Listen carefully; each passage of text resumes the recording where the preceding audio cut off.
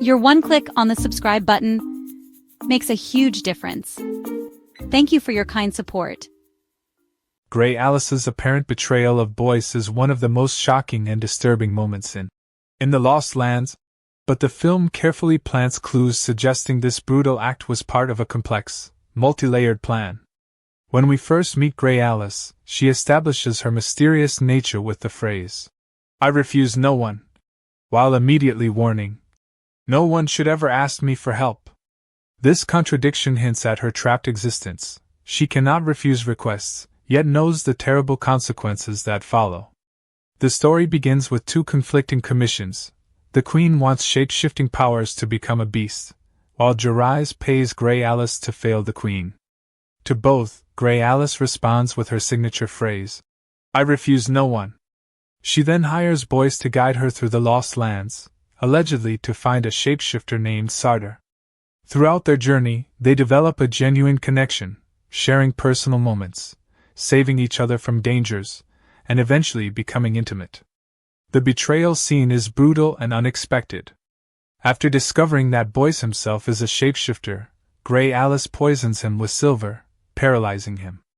As she begins skinning him alive, she explains, "Dead things have no power," revealing she needs him alive during the skinning to harvest his abilities. This horrifying act feels like the ultimate betrayal of their growing relationship, especially since Boyce had begun to trust her completely. But when Boyce returns at the end of the film, somehow alive despite being skinned, Gray Alys reveals her true intentions. "I knew that the Queen's desires would lead to revolution," she tells him, "and that she would never wear your skin. Most tellingly," she adds, "I knew you would live." These revelations suggest that Gray Alys had foreseen everything from the beginning, including Boyce's survival and the revolution that would overthrow the corrupted power structure of the city. There are subtle clues throughout the film supporting this interpretation.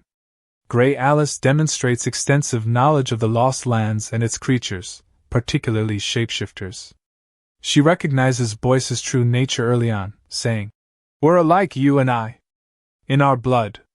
She repeatedly warns him to leave her, saying, "I'm cursed," and "No one should ever get close to me," hinting at the inevitable pain she must cause despite her feelings.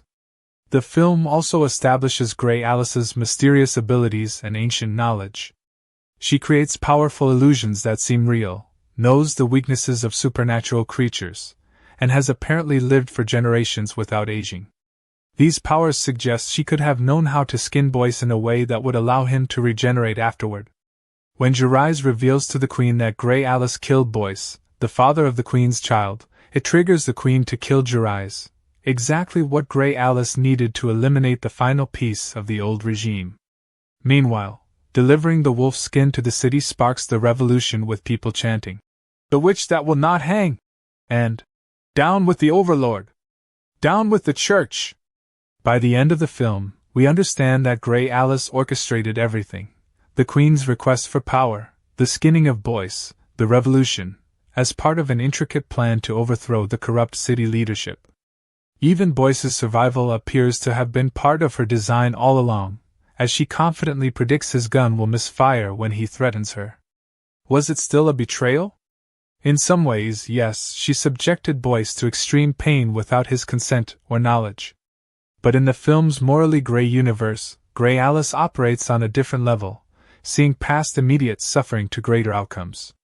Her final words remind us of her warning from the beginning. "They say you can buy anything you might desire from Gray Alys, but it is better not to."